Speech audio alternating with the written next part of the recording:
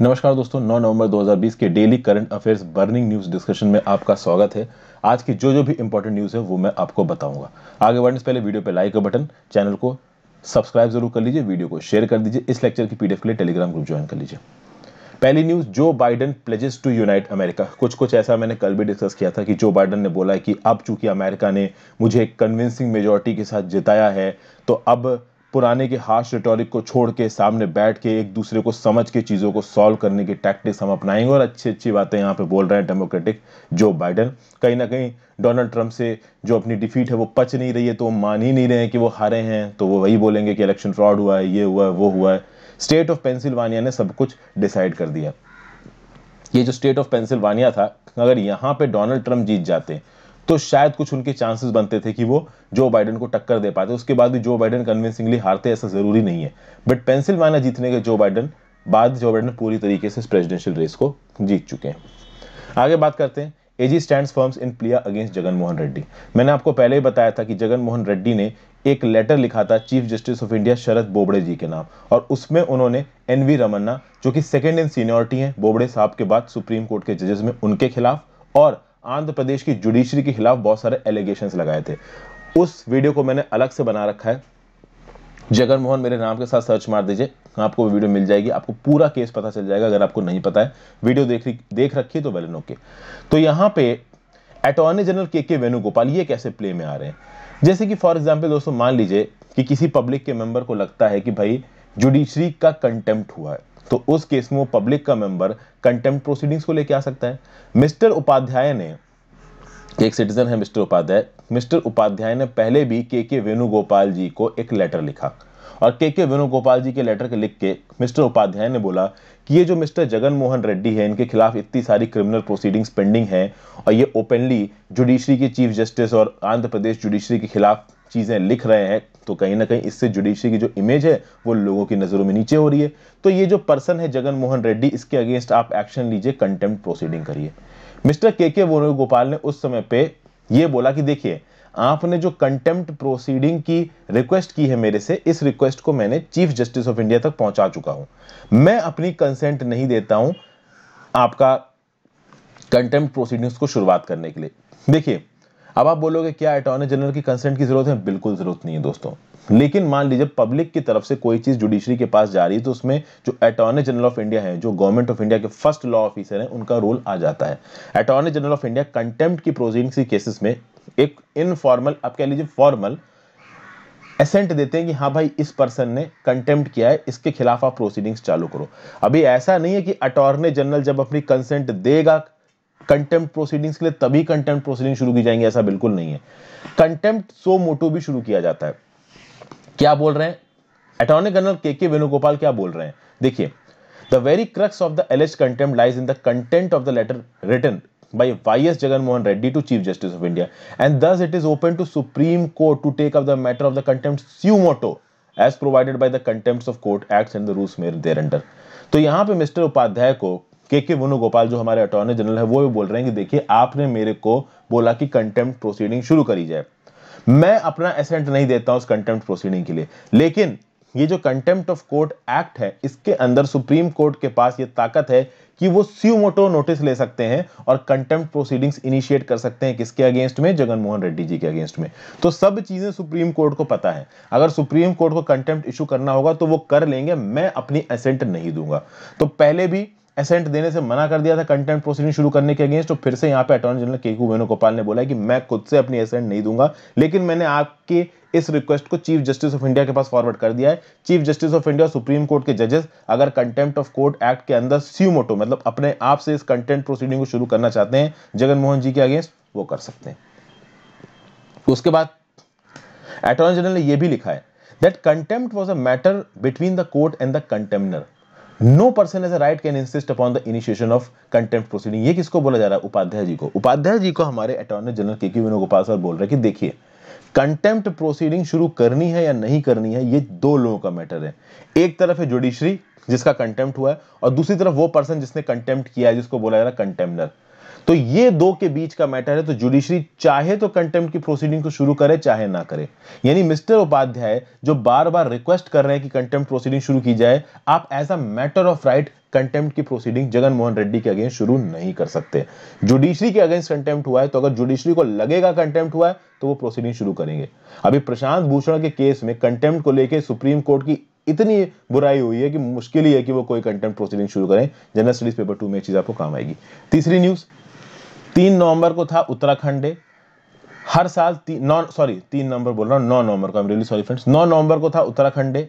9 नवंबर को Uttarakhand state foundation day मनाया जाता है, उत्तराखंड दिवस मनाया जाता है। ठीक है, अभी उत्तराखंड स्टेट की बात की जाए तो उत्तराखंड स्टेट बनाने की डिमांड शुरू हुई 1897 में। 1994 में एक ऑर्गेनाइज्ड मूवमेंट शुरू किया कि हाँ भाई मास मूवमेंट शुरू किया गया, उत्तराखंड बनाइए। क्योंकि पहले उत्तर प्रदेश का पार्ट था ये और लखनऊ में बैठे हुए जो लोग थे वो इस हिले इलाके की चिंता करते नहीं थे, तो उत्तराखंड में बैठे हुए लोगों ने बोला कि हमारी चिंता नहीं होती, हमें अलग स्टेट बना दो, और फाइनली उत्तराखंड स्टेट बना दिया गया 2000 में।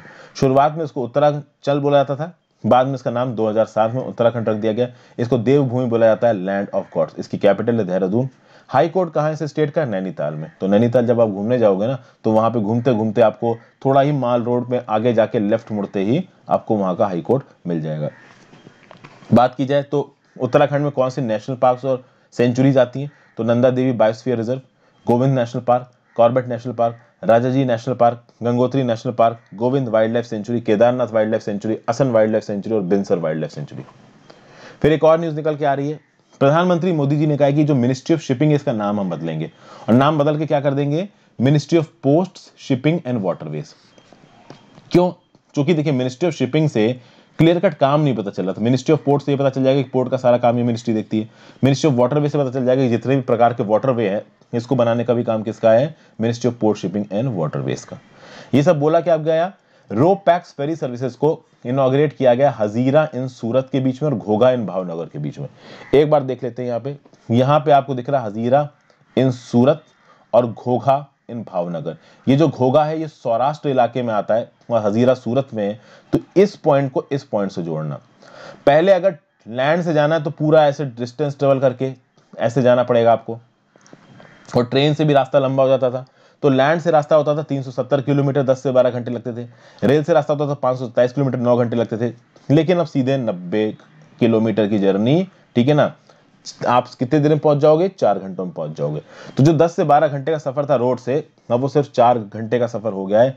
इस तरीके के वेसल्स चला करेंगे जिनको बोला था ro pax, roll on roll off. जो लोग गोवा में रहते हैं उन्होंने इस तरीके के वेसल्स देखे होंगे कि भैया एक जगह पे ये वेसल आके लगेगा, उसका डंडा आगे एक तरफ खुलेगा, आप कार और साइकिल और मोटरसाइकिल जो कुछ भी है आप लेके चढ़ जाओ, दूसरी तरफ उतर जाओ।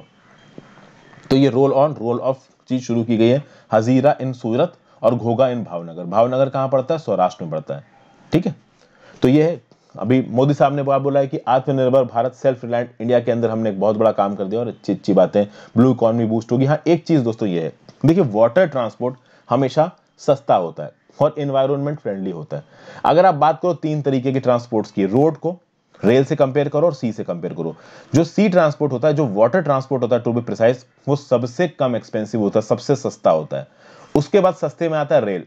अभी रेल को बिछाने में पैसा ज्यादा लगता है लेकिन सस्ते में आएगा रेल, और सबसे महंगा रोड ट्रांसपोर्ट होता है और सबसे ज्यादा एनवायरमेंटल डैमेज भी रोड ट्रांसपोर्ट करता है। तो रोड सबसे महंगा है, सबसे ज्यादा एनवायरमेंटल डैमेज करता है, रेल उससे थोड़ा कम, सी सबसे कम एनवायरमेंटल डैमेज और सबसे सस्ता। तो जितना ज्यादा आप अपने लॉजिस्टिक्स को, ट्रांसपोर्ट को सी के तरफ लेके जा पाओ उतना अच्छा है। जनरल स्टडीज पेपर 3 में ये चीज आपको काम आएगी। फिर बात करते हैं नेशनल लीगल सर्विसेज डे, 9 नवंबर को मनाया गया। देखिए 1995 में नेशनल लीगल सर्विसेज डे को मनाना शुरू किया गया। नेशनल लीगल सर्विसेज डे को क्यों मनाया जाता है 9 नवंबर को? क्योंकि इंडियन लीगल सर्विसेज, एक मिनट मैं अपने मार्कर को जरा ऑन कर लूं।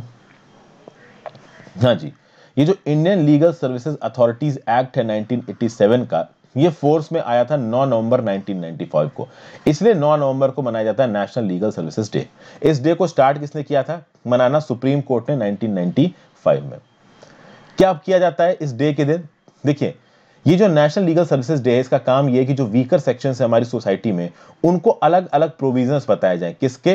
लीगल सर्विसेज अथॉरिटी एक्ट के। लीगल सर्विसेज अथॉरिटी एक्ट इसलिए बनाया गया है ताकि फ्री लीगल एड और एडवाइस प्रोवाइड किया जा सके poor and weaker sections of the society को फेयर और रीजनेबल जस्टिस देने के लिए। और ये जो फ्री लीगल सर्विसेज है ये सिविल मैटर्स में, क्रिमिनल मैटर्स में, रेवेन्यू मैटर्स में हर जगह पे दी जाती हैं। और इसके अंदर जो अथॉरिटी बनाई जाती है उनके पास जुडिशियल और क्वासी जुडिशियल फंक्शंस दोनों होते हैं। तो नालसा बना था national legal services authority of India. कब बना? 9 नवंबर 1995 को। किसके अंदर बना? Legal services authorities act of 1987 के अंदर। तो आपसे अगर पूछा जाए कि नालसा किस तरीके की अथॉरिटी, आप क्या बोलोगे? स्टैट्यूटरी अथॉरिटी, क्योंकि एक स्टैट्यूट एक act legal services authorities act के अंदर बना है। इसी नालसा के अंदर फ्री लीगल सर्विसेज प्रोवाइड की जाती है एलिजिबल कैंडिडेट्स को। जो लोक अदालत ऑर्गेनाइज की जाती है ना for speedy resolution of cases, ये नालसा के थ्रू चलाई जाती है। और किस एक्ट से इनको वैलिडिटी मिलती है? लीगल सर्विसेज अथॉरिटी एक्ट से। नालसा के पैटर्न कौन है? तो वो है चीफ जस्टिस ऑफ इंडिया। और इसके एग्जीक्यूटिव चेयरमैन कौन है? सेकंड सीनियर मोस्ट जज ऑफ द सुप्रीम कोर्ट। अभी के लिए इसके एग्जीक्यूटिव चेयरमैन है जस्टिस एनवी रमना, जो कि सेकंड मोस्ट सीनियर जज है सुप्रीम कोर्ट के। आगे आने अगले साल ये चीफ जस्टिस बन जाएंगे। और इन्हीं मिस्टर जस्टिस एनवी रमना के अगेंस्ट में जगन मोहन रेड्डी जी ने इल्जाम लगाया है कि वो जो चंद्रबाबू नायडू हैं उनको ज्यादा सपोर्ट करते हैं। ये जो लोक अदालत जैसे मैकेनिज्म है, इसको देखिए, जो नालसा और लोक अदालत जैसा मैकेनिज्म है, इसको स्टेट लेवल पे और डिस्ट्रिक्ट लेवल पे भी चलाया गया। स्टेट लेवल पे इसको कौन हेड करता है? पैटर्न कौन है? Chief justice of high court. District level पे पैटर्न कौन होता है? चीफ जजेस ऑफ द डिस्ट्रिक्ट कोर्ट। तो यहाँ पे वही लिखा है, the day aims to educate citizens about various provisions under the legal services authorities act and rights of the litigants under the Legal Services Authorities Act 1987. National Legal Services Authority of India was constituted to establish a nationwide uniform network of providing free and competent legal services for weaker sections of our society, which may include women, disabled persons, scheduled tribes, children, scheduled caste, human trafficking victims, as well as natural calamities victims. आगे बात करते हैं, उत्तराखंड में एक bridge inaugurate हुआ है। बहुत ही छोटी सी न्यूज है, बस ये ब्रिज का नाम याद रखिएगा, जिसका नाम है डोबरा चांथी सस्पेंशन ब्रिज। कौन सी लेक के ऊपर है? टेहरी लेक के ऊपर। कहां है? उत्तराखंड में। कौन है उत्तराखंड के सीएम? त्रिवेंद्र सिंह रावत जी, बहुत लंबे समय से हैं। 2 किलोमीटर का मोटरेबल ब्रिज है, 300 करोड़ की कॉस्ट से बना है। अब चूंकि टेहरी डैम बना था, तो जो टेहरी डिस्ट्रिक्ट का प्रताप नगर एरिया था, वो इस पानी की बॉडी के चलते सेक्लूड हो गया था, आइसोलेटेड हो गया था। तो इस टेहरी डिस्ट्रिक्ट के प्रताप नगर एरिया से बाकी एरिया की कनेक्टिविटी को बनाने के लिए डोबरा चांथी सस्पेंशन ब्रिज लेके आया गया है। और आज की final news, 4 years since demonetization, cashless system steadily rising। देखिए, इंडिया की जो गवर्नमेंट है वो हमेशा से ऐसी पॉलिसीज लाने की कोशिश की जा रही है जिससे हमारी जो इकोनॉमी है वो कैशलेस हो जाए, डिजिटल हो जाए, बट ऐसा हो नहीं रहा है। आपको याद होगा 8 नवंबर 2016 को डिमोनेटाइजेशन का अनाउंसमेंट आया था और एकदम से 1000 और 500 के नोट, जो कि उस समय पे चला करते थे, उस समय पे 2000 के नोट नहीं चलते थे, अगर आपको याद हो तो 500 के चलते थे, 1000 के चलते थे, वो एकदम से बंद कर दिए गए 8 नवंबर 2016 को। ये बोला गया कि भैया ब्लैक मनी को हमने निकाल दिया। आज भी जो यूनियन पार्टी के लीडर्स हैं, जो सेंट्रल गवर्नमेंट के लीडर्स हैं, वो बोलते हैं हमने ब्लैक मनी को सिस्टम से निकाल दिया। हालांकि बहुत सारी स्टडीज बोलती हैं कि कोई ब्लैक मनी नहीं निकला है, उतना ही है, वो एक अलग बात है। तो अभी के लिए बोला जा रहा है, देखिए 23 अक्टूबर 2020 को ये जो फोर्टनाइट खत्म हुआ, 14 दिन का टाइम खत्म हुआ 23 अक्टूबर 2020 को, यहां पे ये पता चला कि जो पब्लिक के पास पैसा है वो कितना है? वो है लगभग 26.19 लाख करोड़ रुपया, ठीक है ना। और 4 नवंबर 2016 को जब पब्लिक, मतलब 8 नवंबर 2016 को डिमोनेटाइजेशन अनाउंस किया गया, 4 नवंबर 2016 जब फोर्टनाइट खत्म हुई थी, तब उस समय पब्लिक के पास पैसा था 17.97 लाख करोड़। मतलब ऑलमोस्ट जब डिमोनेटाइजेशन लगाया गया था तब पैसा कितना था पब्लिक के पास? 17.97 लाख करोड़। और डिमोनेटाइजेशन लगा के एग्जीक्यूट करने के 4 साल बाद पब्लिक के पास पैसा है कैश का 26.19 लाख करोड़, 45% मोर देन 17.97 लाख करोड़, यानी 8.22 लाख करोड़ मोर देन 17.97 लाख करोड़। मतलब कि ये जो पूरा का पूरा सेटअप किया था, इसका कोई फायदा हुआ ही नहीं है। जिस कैश को हमने कम करने की कोशिश की, जिसको हमने डिजिटल इकोनॉमी को बनाने की कोशिश की, वो डिजिटल इकोनॉमी बन नहीं रही है। लोगों के पास पैसा ज्यादा है। अभी समझना ये होगा कि लोगों के पास पैसा ज्यादा है क्यों। सबसे पहले देखिए कि 4 नवंबर 2016 को 17.97 लाख करोड़ थे, जनवरी 2017 को 7.8 लाख करोड़ हो गए। और ये क्यों हुआ? क्योंकि 500 और 1000 के नोट्स को आपने सिस्टम से बाहर निकाल दिया।